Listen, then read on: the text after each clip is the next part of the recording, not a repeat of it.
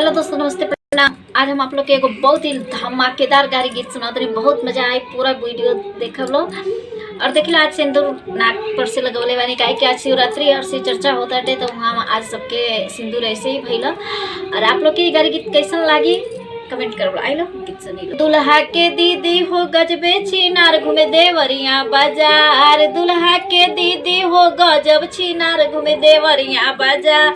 संगवा में राखेली दू दू गो यार घूमे देवरिया बाजार। संगवा में राखेली दू दू गो यार घूमे देवरिया बाजार।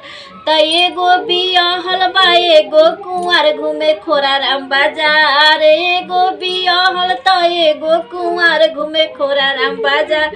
अरे दुल्हा के बुआ बड़ी उत्पाती, दुल्हा के बुआ बड़ी उत्पाती। खोजेली मर्दा हो खाटी देहाती, खोजेली मर्दा हो खाटी देहाती।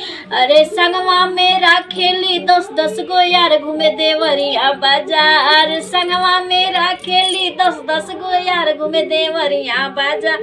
दुल्हा के दीदी हो गजब छिनार घूमे खोराराम बाजार। दुल्हा के दीदी हो बड़की छिनार घूमे बैतालपुर बाजार।